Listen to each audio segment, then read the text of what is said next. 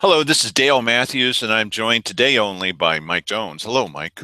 Hey Dale, what's going on there? Is that a 747 exploding in the sky or something behind you?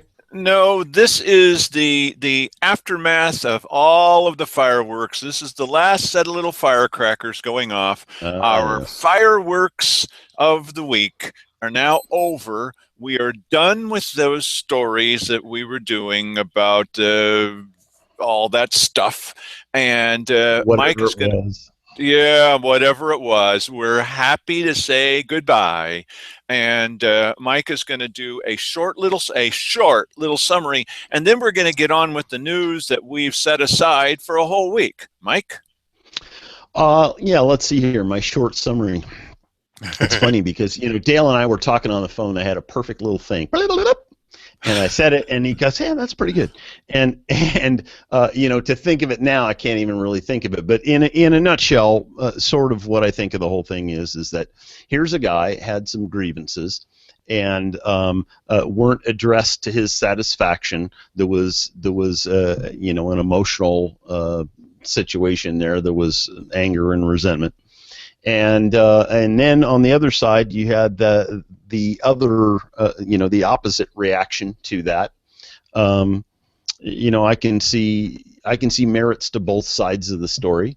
um, in terms of the treasure things, I can see things on both sides of that too. um, and I just think that ultimately, for people with grievances, and it's an unfortunate thing that happens, when you're working for somebody and things don't go right, and you don't perform to satisfaction, and there's a parting of the ways. Um, that's what it is, and I hope that everybody can go forward and be happy after this, and feel like they got it out of their system. I know that both Dale and I sort of had this ebb and flow of emotion throughout this whole week, and that's why we're glad to be done with this, because we are done with it. It has flowed through us and out of us, and I think we're all happy to be done with it. What do you think, Dale? Ditto. Yes, okay. And on that note, we have a whole lot of catching up to do, and a little bit of a review of some stories that we did earlier, and kind of get back into the groove of inside the news. Right, right. And the idea behind this and the reason it was going to start off with fireworks of another kind. By the way, if you didn't understand anything about what Mike just said, what is he talking about? Just go back and look at this whole week's videos, will you please? There's four of them back to back, and it will explain it to you ad nauseum. I mean, nauseum. Okay, so um, we were going to play back some videos for people who may have been out of the area and aren't quite up to speed. So some of this is going to be a little bit of repeat. Repeat. I hate it when they repeat. Shut up and just watch the show. Okay, so the first video, I think that you should be paying more attention to what Diane Getchell here has to say about what's going on out in Sunny Valley, because this could just as easily be your community. Go ahead and just play that first one there, Mike. My name is Diane Getchell. I live on Placer Road in Sunny Valley. I'm not really sure how. Could you, pardon me, we'll not start the clock yet. We're not quite sure about the spelling of your name. If you would spell it, please. Dianegetchell. Got it. Thank you very much. Okay. Um, I'm kind of overwhelmed as how we got to this point, just by the history of what's gone on. But I stand here upset that I'm going to lose my mail delivery if this happens. I'm going to more than likely lose my water, or a huge amount of it. We're losing our school bus delivery, and I have just been informed that my insurance, my car insurance, when this goes in, if it does, will be reevaluated, because now I'll be on a commercial route, and it's going to increase my premiums.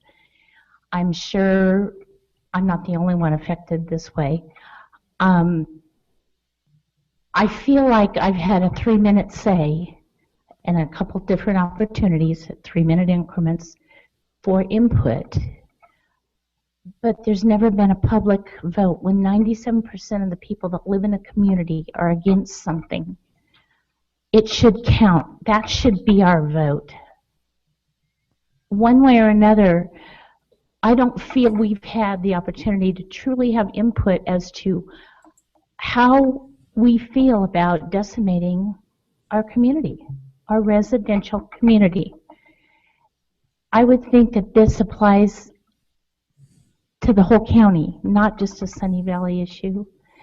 And I really implore you to think about the precedent this sets, because it means everybody that lives in an area that has a comprehensive plan to protect you and your way of life can arbitrarily or just subjectively cherry pick to amend to make something happen that isn't allowed because we've adopted a plan to protect us from it. I feel like my community is being sacrificed. And it's being sacrificed. It's not necessarily about Mr. Black. It's about anybody that would come in anywhere. And because they don't, it's set up not, or they don't have the right to do that, everybody seems to bend over backwards. Not everybody, a few bend over backwards to make that happen at the expense of so many. I'm somewhat baffled that we're even in this predicament. Thank you. Thank you.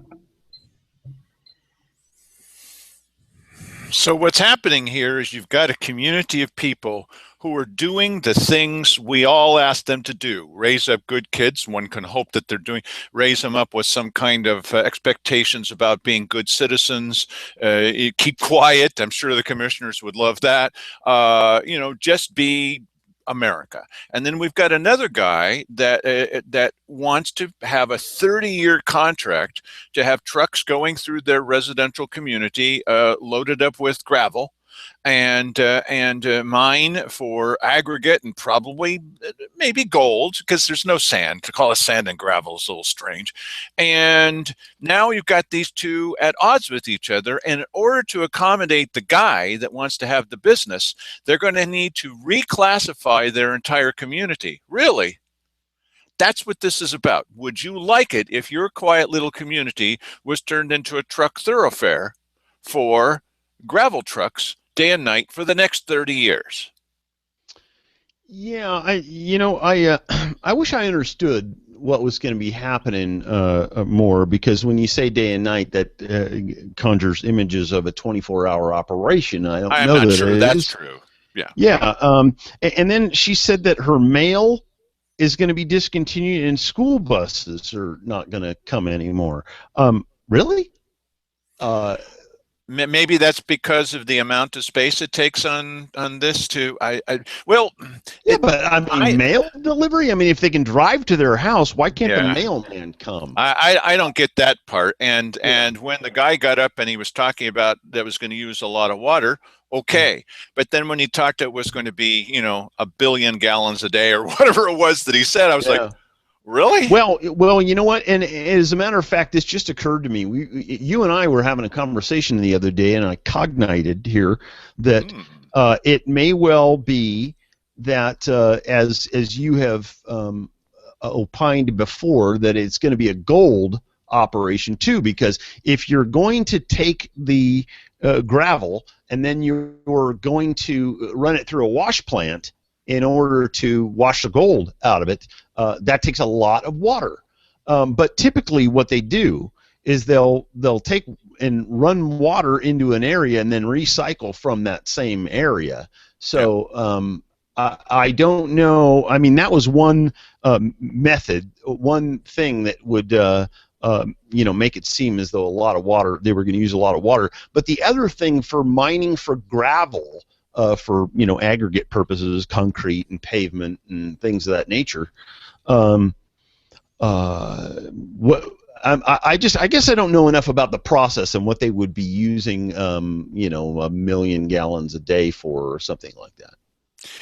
To me, I think that the big issue for, I believe the big issue for them is the noise, is turning their residential area into a thoroughfare for commercial business, Understood. noisy commercial business, and Noisy that, and dusty and yeah. you know, everything that goes with it. Totally get it. Totally get it.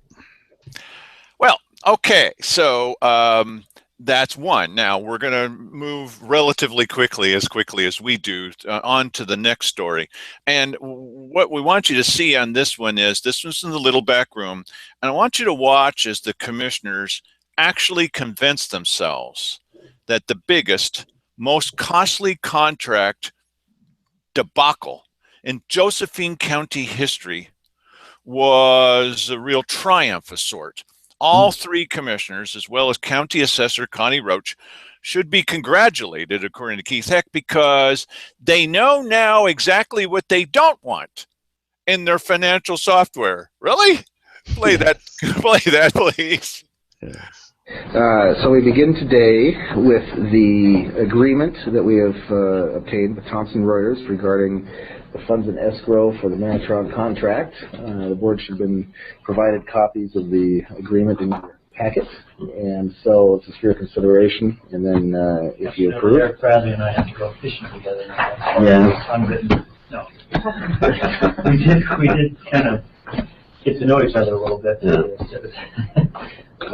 Revisit it hopefully in a couple of years when they kind of regroup and stuff. But I think this agreement is good or better than we're ever going to get, from the standpoint that the mutually agreed upon travel expense reimbursement is a point I think we can all agree on. It's hard to hear him, sorry. Time and energy in this, and no compensation.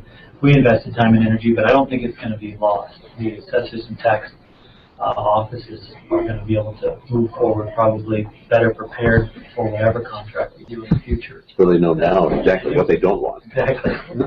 What they need to do and all that. So I feel that this is a pretty good agreement. All things considered, we would have liked the program, but Sure. It's a real example, I think, of how Oregon is a little different than the rest of the nation. And so this is a company that had really not done a whole lot of business in Oregon. The other counties that we have been watching through their contract process, they also found themselves in the same situation we did, but investing a lot more time and money on the short end. So. Well, I mean, fundamentally, it's a good idea. Went through the process right. Everybody at this end performed well. They identified issues, and they could be resolved. Okay. And you know, it's not that the county lost, you know, $2.6 million or something like that because of some oversight, but it was a process that just did not work out and did not cost the county any vast sums of money. Brother. And for that we can be very appreciative of everybody involved in that, and also remind ourselves that sometimes we have to have the expectancy that things might not work out. And we always have the expectation that things don't work out. That's why we put so much diligence in the contract, setting up these. This is an escrow account, so it's not like we just wrote a blank check to these people for X number of dollars. It's we did everything procedurally, like you said, with the expectation, like we always do, that things aren't going to work out. It's no different than the lease agreement, I think, with the airport. What? We expect things.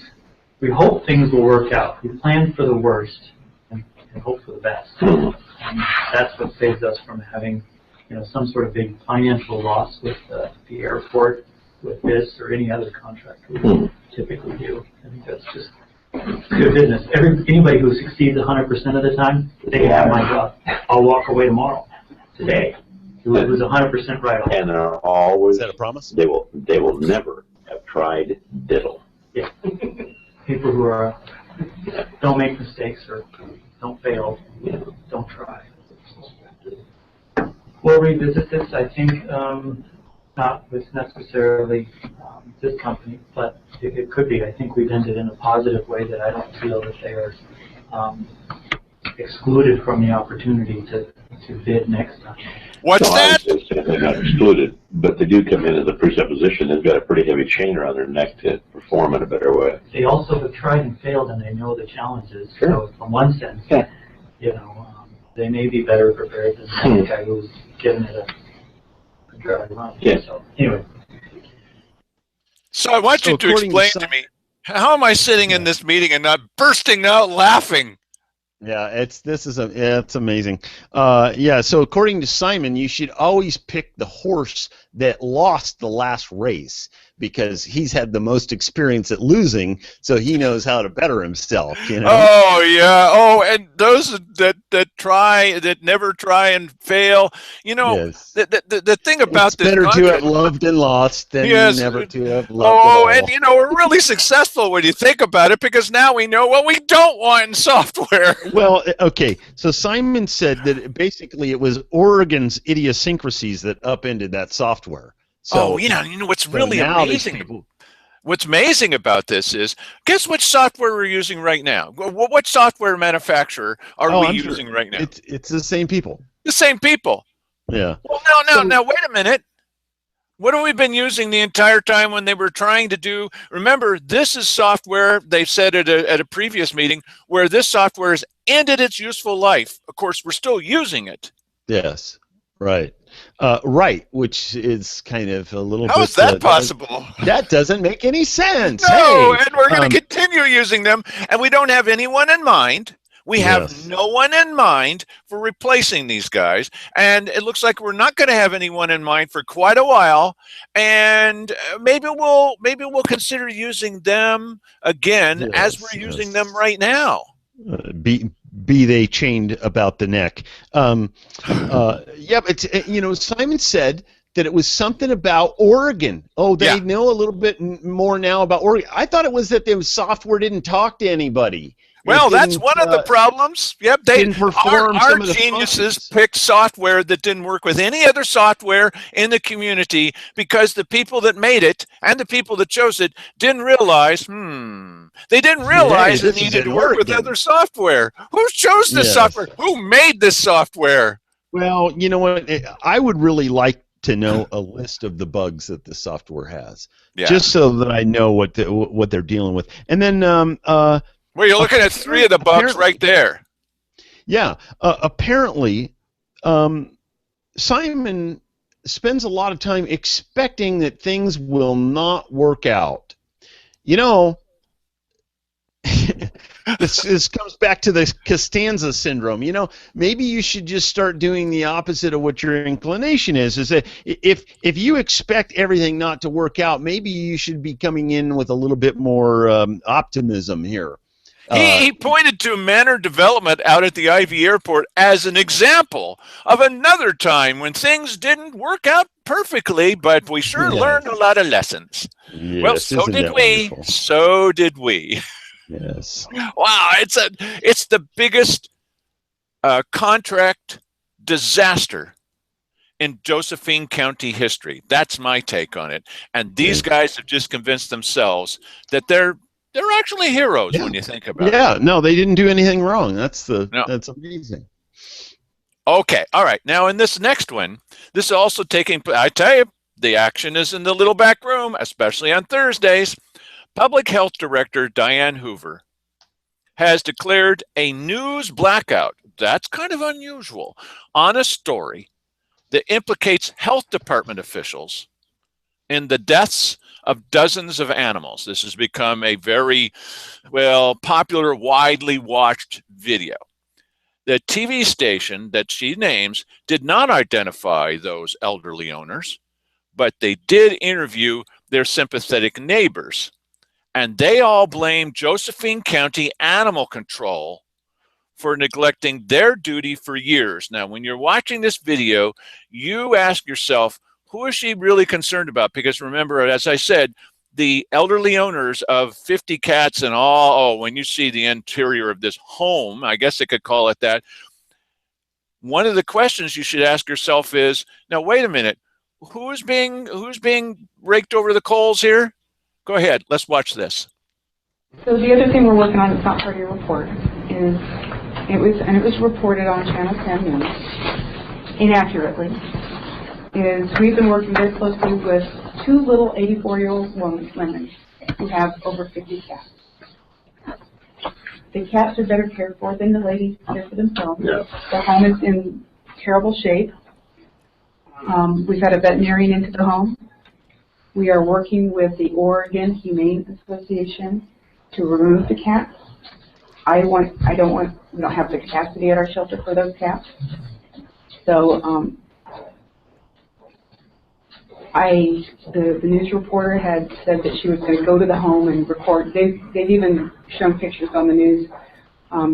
People are standing on the adjoining property taking videos of the animal control officers or pictures with long distance cameras and putting that on the news. Dozens of animals, 2 elderly women and a man, all possible victims of neglect, abuse, and mental health illness. You've got 3 of them out there, and these poor animals are subjected to whatever they subject them to, which is garbage. That's what people living in this Grants Pass neighborhood worry is happening on this property. News 10 first heard complaints about this home in May, but neighbors say the problem has been going on for several years. Rita Templin says she's a friend of the property owner and saw a problem back in 2005. She says her friend just wanted to care for animals, but things got out of control. A lot of cats out there are dead in the cages. The litter boxes were so full of feces that it overflowed where you didn't even see the litter box anymore. Templin says the property owner asked a man to move in with them. Neighbors say they saw the new face about 10 years ago and knew him from town as the man who lived in a van filled with cats. He couldn't even take care of himself, dumping garbage everywhere out there. The community got to work, letting several county agencies know about the conditions they call unhealthy. Through calls and letters, they outlined what they say they witnessed: piles of trash, dozens of animals, dead cats and dogs, feces on the walls, and the heavy smell of urine. Those departments tell News 10 they responded. Neighbors agree they saw animal control, public health, and the Department of Human Services make their way through here several times. Basically the same old stories, nothing much of anything. They said, oh, they got food and they got water. Only the ones that they wanted to see. There's other ones that are locked up, and there's a lot of animals. Now residents say enough is enough. The county needs to protect these animals today. Covering your news in Grants Pass, Jessica De Nova, News 10. I am not going to allow the news channel to embarrass these ladies who have just trying to do the best that they can do. Mm-hmm. And so I'm not granting interviews. We are not having that conversation. Well, you know what? I learned 2 things from that story. Diane Hoover is mad, and several is 10. This has been going on for over a decade. And Diane Hoover talked about the cameras pointing at the animal control officers, and seeing the animal control vehicle, Where were the ladies? Well, they could embarrass the ladies. They're not embarrassing the ladies. These ladies and their 50 cats are not embarrassed by anybody, okay? Because you don't know who they are. Diane Hoover is embarrassed because her people are seen out there, and now we've got records. You're showing them on the screen of the fact that they've not been doing anything about this, or not enough, for a decade, and now finally the residents are having that was someone's home, and so she's the health director. She said nothing about the health of the ladies. What about that? Mental health, physical health. She's upset because they've been caught with their pants down. Yeah, right, exactly. They weren't doing their job, and so they, for several/10 years, and they're finally being held to account, and they don't want to be held up to public ridicule. Well, I guess you shouldn't have said anything about that in front of a camera, then. Well, it's a news blackout. Okay, yes. Now we're going to follow Diane Hoover through her next adventure. Wait till you hear this. Now, some of you have already seen this. You just got to see it to believe it. Here we go. Okay, so Public Health Director Diane Hoover smiled when she shared this good news, and you'll hear her start off by saying, I've got good news. And Keith Eckes, oh, good news. Okay, she smiled when she shared this good news with the Board of County Commissioners. Watch this. So I just wanted to start off with some good news. The department, we are sub-awardee with Healthcare Coalition of Southern Oregon for a 5-year federal grant known as Healthy Start.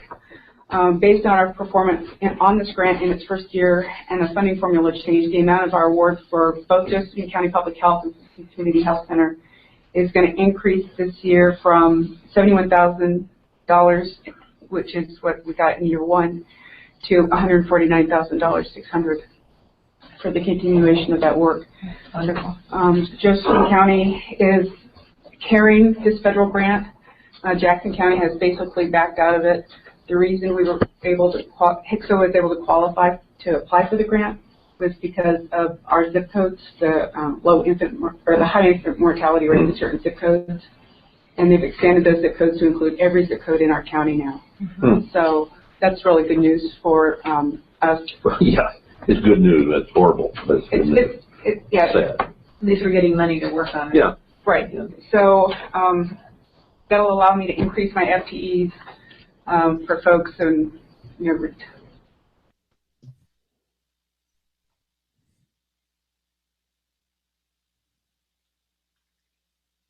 the reason we were able to, HCSO was able to qualify to apply for the grant was because of our zip codes, the the high infant mortality rate in certain zip codes, and they've expanded those zip codes to include every zip code in our county now. So that's really good news for us. Well, yeah, it's good news. That's horrible. But yeah, sad. At least we're getting money to work on it. Yeah. Right. Yeah. Yes. Yeah, now see, Simon remembers there's a camera in the room. And when you keep saying it's good news, that's just it's tone deafness. And of course, you know what I mean, it's good to play those two stories back to back, because we're gonna put lowering the infant death mortality rate in the hands of the woman who allowed this problem with the cats to exist in this place for over 10 years, even though she'd been getting, complaints about it. So yeah, that makes a lot of sense. See, another way to handle this, well, but look, they've got Cheryl Walker. Well, we've got the money to deal with it. Keith Ecker's like, well, that's interesting. And he's drinking his coffee. Hey, our infant mortality rate is higher. Instead of coming in and saying, this is good news, and Cheryl agrees, okay? Well, and Cheryl already knows because she's the liaison to this lady, so she already knew the news. Instead, they should have been saying, we got to do something about our children are dying. We're not talking about sick children. We're talking about dead babies, okay? And instead of coming in and saying, we've just got a public health emergency on our hand. Look, we've just been rated as all of our zip codes are now, we've got too many dead babies. We need to do something about this. No, this is good news. And what's their solution? People have well, what's the solution? They're going to hire another full-time equivalent. Whoa, that's good news. And they're going to do the same thing. She's already said this, not in this tape, but she said it elsewhere. They're going to keep doing the same thing that they've been doing. Yeah, and I've said it before. You want to lower the infant death mortality rate. You can deal with that by addressing ignorance and the economy. And where does that start, that ignorance? Yeah, so that starts in, at home and in public schools, of course. Well, I think it starts in the commissioner's room, but that's my opinion. Well, yes, but they don't have a whole lot to do with education. That's on automatic pilot now. Listen, if you don't give people the skills that they need to operate at a higher level and bring in a higher income and give them a reason to be optimistic about the future, you're going to have apathetic situations that end up where they don't care about their babies and they end up dying at a much higher rate than they would somewhere else. The other thing is, and the economy. If you lift the economy, that helps in that too, because when people are doing better, and it's statistically proven, when people economically are doing better, they're healthier. And so if you're asking me, that's the best way to deal with that. But these people don't know anything about addressing those problems. They're gonna hire another person. What's going to happen is women are going to come in to the health department, and then they've got another person there who's going to give them counseling. Oh, do you have any questions? Yes, I think I'm going to end up with a dead child. What can I do about this? Well, let's sit down and let me show you a chart and a graph. Hey, this is maybe a little different than that. Maybe what this means is we should be taking some of that money and send people out into the community and sit down with these ladies. Well, we already do that. Well, apparently that's not working. Right. Where's the sense of urgency? Oh, good news, good news. Okay, just at a core level, what a stupid thing to say twice.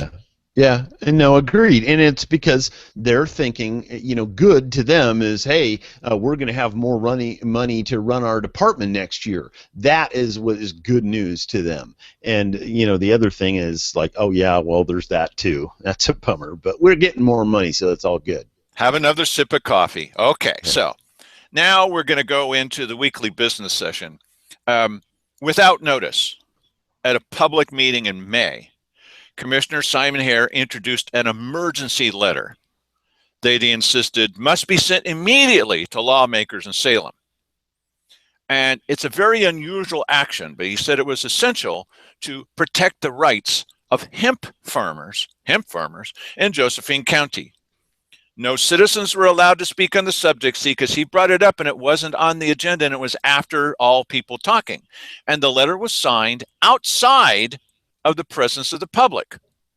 So subsequently, when citizens were allowed to speak the next week, badcounty.com revealed that Hare and Walker are in fact business partners in a hemp farm. And they'd use their position as commissioners to write an official county statement that would benefit their financial partnership. Play that tape. The insinuations that somehow Commissioner Hare or myself are enriching ourselves because of the largesse of the applicant is, it's so stupid. It almost beggars a response. But my goodness me, use something better than that. Look where I live. I have to take my house.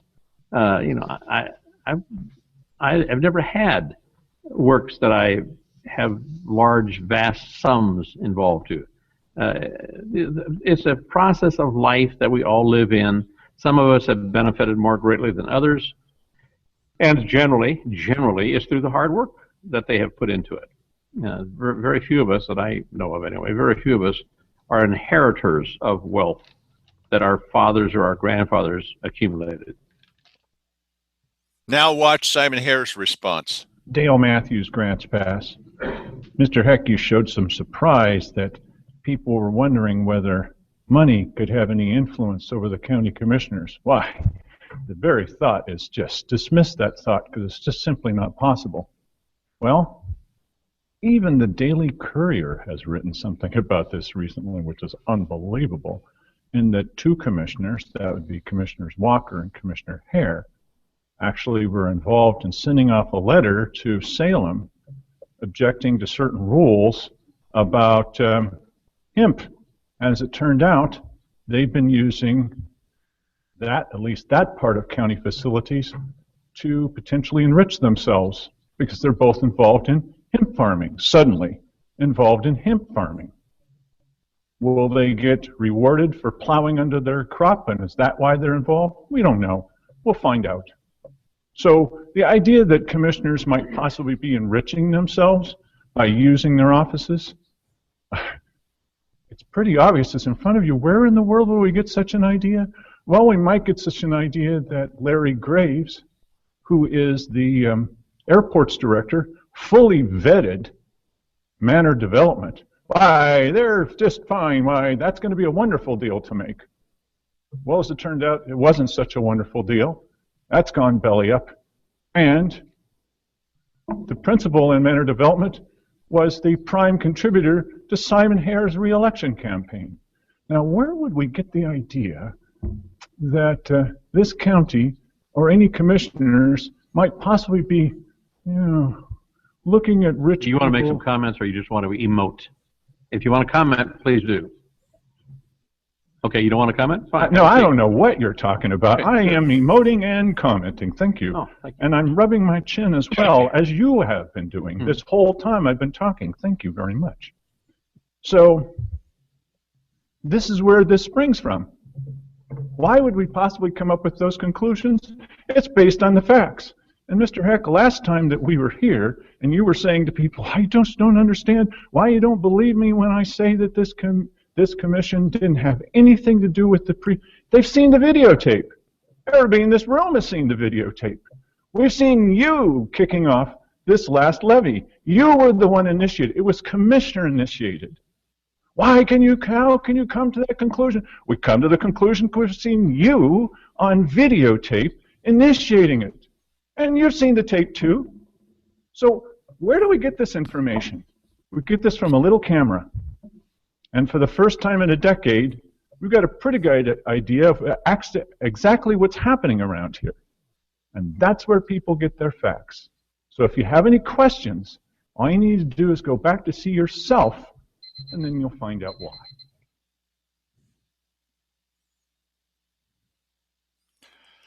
You know what's funny? You watch that the DA, and his head seems to turn further that way the more he wants to be disassociated with what's being said there. It's That's like, right. I'm looking straight ahead. That's the standard thing. And then it's a little bit, I'm 1 o'clock, I disagree with you a little bit. And then 3 o'clock over here, that's vehement disagreement. Is what that is. It's amazing because we were laughing the other day. We play back tapes and laugh about them. We were laughing the other day because he was staring straight ahead, and there's nothing there. It's just a blank wall. And now he suddenly finds, oh, look, there's something really interesting in these closed blinds. If I don't look at him, the commissioners will get the message that I'm trying to send them, that I do not agree with what he's saying. Really, there's so much that could be learned, the extra little things that could be learned, like when you were seeing Simon Hare's reaction, as soon as they said, it's good news, because he looks up and there's the camera. It's really important to kind of what we try to do is to bring you the patterns, to show you what else is happening in the room, and the people who are scowling, and the people who are staring straight ahead, and the people that they don't want to hear this news. And so anyway, a little extra piece of news here is that on Walker and Hare are both now under investigation by the State Ethics Commission. On Thursday, House Bill 2668, that's the industrial hemp production bill, passed 53-6, and then 53-6, and then it went on to the Senate. But on Monday, the Senate turned down the bill 19-11. So Kit Doyle was the guy that was involved with Dave Toller. He was a Tollerista. He was involved with Dave Toller on this thing about the production of canola. Canola was going to be, we put a lot of money into canola, and ended up being this huge debacle. Another one, okay? And so Kit Doyle says on social media, well, Buckley should feel, he's the guy that suggested it, should feel ashamed for going after Orhempco. That's the name of their company, the commissioners. Maybe the landslide 1911 vote will give him a pause in the future. He's wasted political capital trying to wreck the hemp industry in Josephine County. And so I responded, I said, no, listen, not taking a side here, but in the House, it passed 53-16. That's a landslide. 19-11 is not a landslide. Yeah, and what does it mean there? So the House, they passed the bill. Does that mean that they get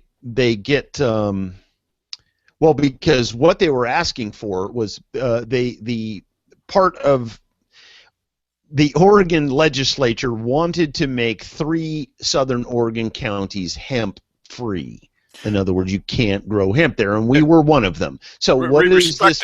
Were they restricted, not just hemp-free, restricted? Oh, okay, yeah, but so this bill that passed, does that mean that is no longer the case, or does that mean, yes, that is definitely the case? No, it means that that's not going to happen. Okay. And one of the reasons why it happened is these legislators wanted to go home. And they actually did this, as my understanding, on a Saturday. Well, they did it right at the very end, and they just said, no, we're just not going to do this. So in that case, a vote of 19 to 11, well, besides the fact that it's not a landslide, which it was in the House, we got a chance to talk to Herman Bertschiger, our state senator, just yesterday, and I asked him this question. Do you recall what his answer was, or shall I tell everybody? Oh, about the hemp situation? Yeah, about the vote, about the difference. Okay, I'll say a little bit, and then you can chime in. I asked him. I said, now hold on a second here. We've got a state rep who voted for this in a landslide vote. Let's restrict our own county, similar to the grass counties up north, that where they say, no, you've got to be careful because we don't want one grass knocking out another grass, which is essentially what would have happened if Kit Doyle and Dave Toller had their way. And it's called rapeseed. It's not called happy friendly seed, the seed that was involved with canola. It's called rapeseed for a reason, and it will just take over everything else. And so what they've set up north is, because we're going to protect this cash crop that means a lot of money, we're going to restrict the kind of grass, just plain old grass that can be grown.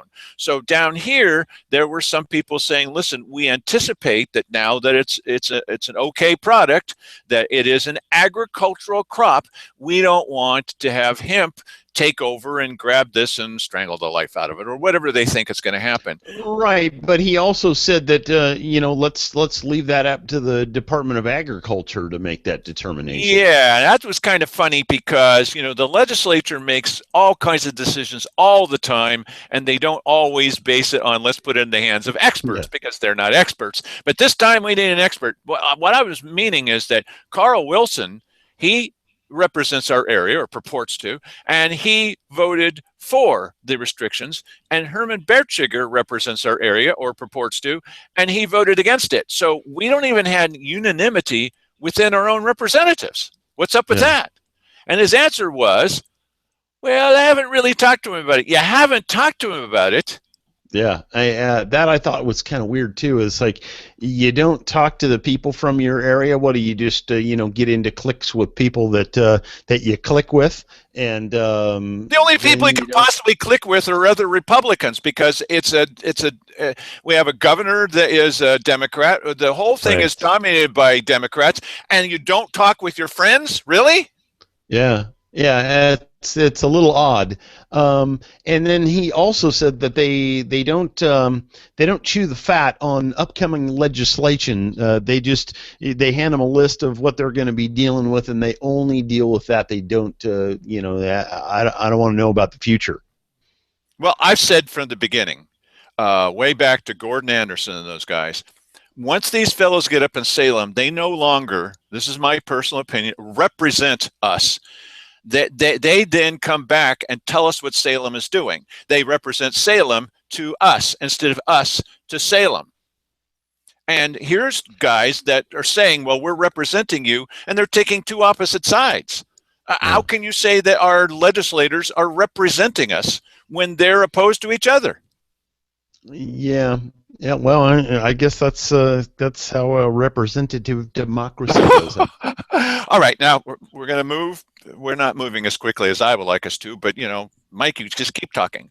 So now you get to see a little piece of Simon Hare's logic, and he says, "I don't want a short-term bridge to nowhere, which has basically lasted over a decade." Just that little clip. I don't want a short-term bridge to nowhere, which has basically lasted over a decade.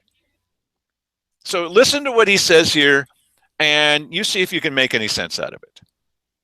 We've been surviving on subsidies for secure rural schools for well over a decade, probably longer. And frankly, if I would have been in the position of boards in the past when secure rural schools was a proposal, it would have been really tough to make the decision to say, you know what, no, I don't want a welfare check. I'm not interested in that. I want shared receipts on legislation, the 1937 O&C Act. That's worked for 100 years, or since 1937 up to the late 90s. That's what I want to see improved. I don't want a short-term bridge to nowhere, which has basically lasted over a decade. And I'm equating the decision of commissioners back then that is very easy to judge today to say they shouldn't have done that. They shouldn't have made that decision.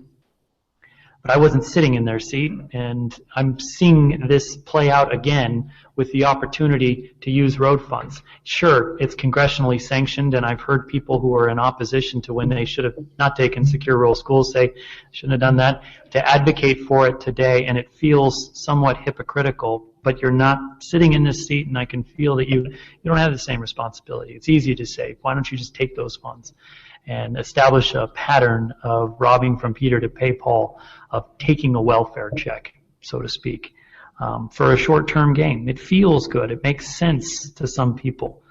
But long-term, it doesn't make sense to me to support it. So what was it that he just said? It feels somewhat hypocritical, but you're not sitting in this seat. And I can feel that you don't have the same responsibility. You know, and he also said, I mean, it's kind of odd because we're taking the money anyway.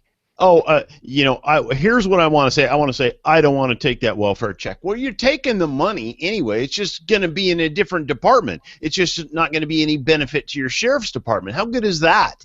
I don't understand his logic. I do, however, I am in agreement with, you know, if you look back at the situation back, you know, in the early 90s when they made a decision to move from shared receipts over to this, you know, to this handout thing, you know, secure rural schools, probably a bad decision. But wait a minute. How long have you been in office, Mr. Hare? And what lengths have you gone to try and go back to that? Zero. You know, so why don't you listen? That being the case, you have to do what you can with what you have, and you have a bunch of money that's being given to you by these people, and take it and fund the sheriff. But Mike, I can feel that you don't have the same responsibility. You know what? We do have some responsibility. We were the ones that helped put these jokers in office.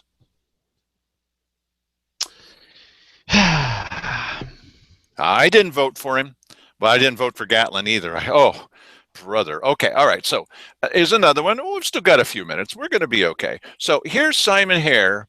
He's insisting that 2 deputies cannot serve 85,000 people. But here's my question. Can 5 deputies? Could 15? Could 85 deputies serve 85,000 people?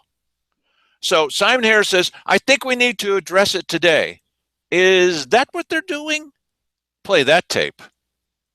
That just seems like we're setting ourselves up for more unfulfilled expectations. They're people are going to say, well, I'm going to have somebody respond. Well, we're 1,462 square miles in Josephine County. It's 1,050,000 acres. There's 85,000 people, and there's only 2 deputies. And if you do the math on how available they are and how big of an impact they make to that one person, it really makes a big difference if they're able to show up. But it doesn't solve the problem, which I think we really need to address. He kicks the can down the road, and I think we need to address it today. So, is that what they're doing, addressing it today? Well, I have a question. Simon, what is 2 plus 2? and once you come up with the answer to 2 plus 2, because I'm thinking that's 4, 2 is also half of 4, or 4 is double 2. So wait, let me write all this down. Let me write this down. Yes, go ahead. Sorry, go ahead, Mike. This is important stuff. If you take 2 and add 2 to it, then we have twice as many or double the amount of deputies to patrol that area, whereas you would have had half as much before. Now, when we talked with the sheriff, he said, I'd be delighted. I'd be delighted to have 2 extra deputies. I know just what I'd do with them. So what's the problem? You know, I just said this to him on Wednesday. You can do this. Well, this is a bridge to nowhere. The sheriff disagrees. The sheriff disagrees. Well, this won't last. The sheriff disagrees. Well, 2 isn't enough. The sheriff disagrees. Are you listening to Sheriff? Hey, Sheriff Walker, you are the liaison. Simon Hare is doing, from his point of view, a good job being liaison to Public Works. Why? We need it for future bridge collapses. Okay. And that's now the most important thing in the world, I guess. But Cheryl Walker, are you a good liaison to the sheriffs? And you keep saying, well, this means nothing. The sheriff doesn't agree. Well, last time we did it, it meant nothing. The sheriff doesn't agree. Is there anybody listening to this guy? Hey, and Pat Fahey. And Fibber McGee, who are the guys that was in charge of cuffs? Okay, wow. I mean, all these people. We're here, and it's for the sheriff, and it's. Where are you? Where are you? Dale, I'm a little bit concerned with these dated references. You're shooting right over the top. I thought we were shooting for some younger demographic here to expand our viewership, and here you are, Fibber McGee. Come on. Well, is that from the 20s or something? I wasn't around. Yes. But I'm a student of American history. Okay, all right. In order to be a better student of American history, we've just got a couple more to go. Because it's not a levy, Simon Hare finds it very hard to consider road funds a legitimate opportunity. Play this one. It's really been a struggle, I think, for me to kind of look at those road funds and as a legitimate opportunity to bolster rural patrols. That's their intent. I certainly feel that that's a need. We had a election a couple of years ago when we had a higher level of service for public safety. I think it was 74% or even higher said that the current level of public safety services were not adequately meeting their needs. And I'm sure it hasn't improved since then as funding resources have decreased. However, when I look at the short-term fix that isn't sustainable, some of these elections that have gone down, it's the response that I've heard from people is they want you to live within their means. What was that they just said? You know, this road funds is part of our means, by the way. And by the way, if you don't take it and give it to the sheriff, the same amount of money will be spent. You're still getting it. You're going to blow it out of a cannon somewhere for who knows what. It is not that you're not saving any money. This is not living within your means by turning that money down. That's not what that means. You know, we did this 2 years ago. We did it 2 years ago. And that's one of the questions we put to the sheriff. They're saying that 2 years ago that didn't make any difference. You know why they're saying that? Because they say it's a bridge to nowhere. What does that mean? It didn't lead to a new levy. They've even said that. It didn't. That's what a bridge to nowhere means. It didn't end up with a new levy. You need to redefine what somewhere means, because that was never the goal in the first place. How come after 10 years you're not doing anything about the cats and you keep bringing up this stuff with the levies? It's not working. And 74% of the people said that they were dissatisfied with the level of services they were getting. How is half the number of deputies going to be better than that? Or you know, I mean, I don't understand the logic. If he sees that we're not happy with the level of services that we're getting, then take the money and give it to the sheriff's department.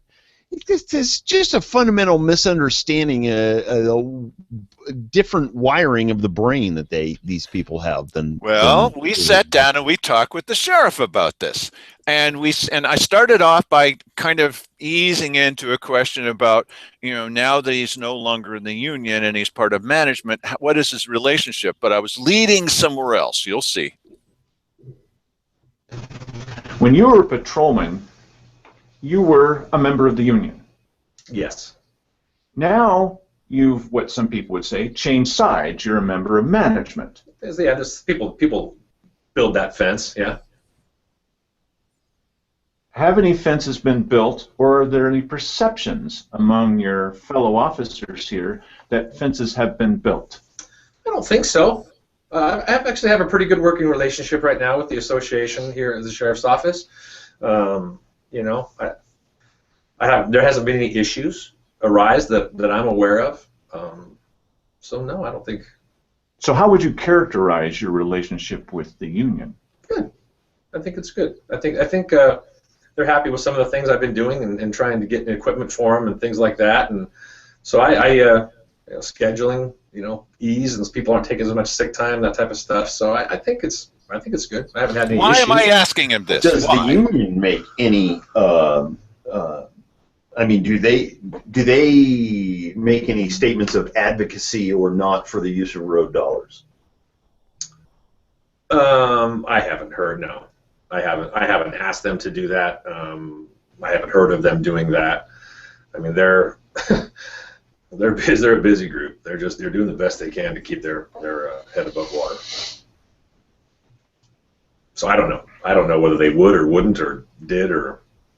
I don't understand why they wouldn't. I don't understand why pro-levy people aren't up there in gangs saying, we need to get this guy the money. Well, how come it's all the anti-levy people who are doing it, Mike? Yes. Initially, though, at the first meeting, or the meeting a couple of weeks before the last weekly business session, Jay Meredith was up there, who is the head guy of SOS, was advocating for the use of the road dollars, and I've seen plenty of people in social media advocating for it. As it relates to, you know, other leaders in the pro-levy movement, I don't know about those. Before, we couldn't go anywhere without these guys showing up at every meeting, and now that you need funding, where are they?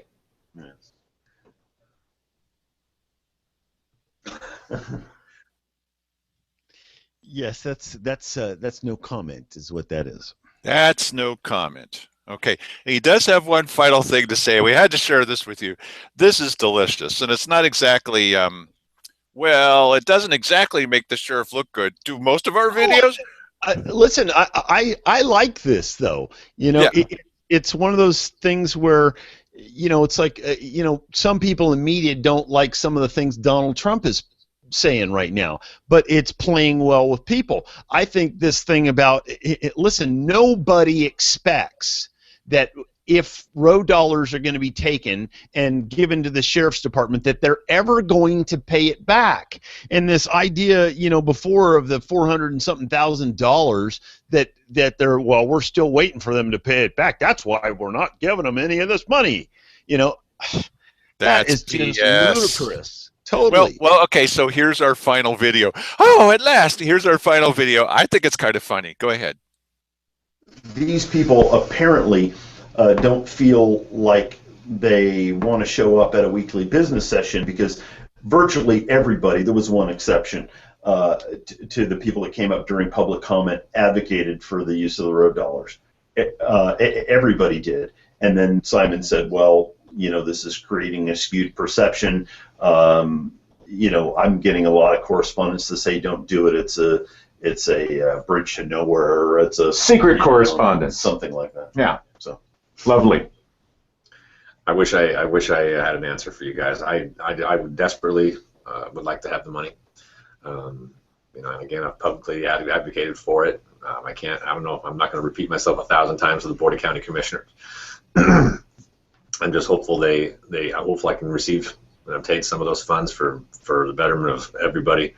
But it is, you know, potentially short term. I don't know. I think I got some information or an email last week that said something that it actually is renewed or is renewable. So that's good. That's good. Yeah. What happened was there was a sunset on that particular bill that was supposed to take place in January of 2016. Right. That a repeal of that sunset is now sitting on the governor's desk if it has not been signed yet. That's where it sits. And so in other counties, they have not loaned the sheriff the money. They flat out just give the sheriff that road dollar money. Right. And whenever Simon has spoken of it in the possibility realm. He has always spoken of giving it as a loan. What future possibility can you see that the sheriff would have the money to pay those funds back? No, I would happily take the money as a loan, but I'm not paying it back. Yeah. Well, there you go. Awesome. That's awesome. Yeah, I'll take it as a loan. And a funny thing is, this guy asked him right after that, I said, "What's your credit rating?" That's right, right. Oh, it's real good. Yeah, what's your credit score, pal? Well, it's about 345. Well, ours is based as a county. Ours is based primarily, they said, on that wonderful project out at the airport, the drone project, because Simon here convinced them that it was the future of our county. Thanks a lot, Simon. And why would they want a high credit rating, the county? So they can borrow. So they can borrow money. Listen, haven't we learned anything? Do you think that we have? Yeah, I don't know.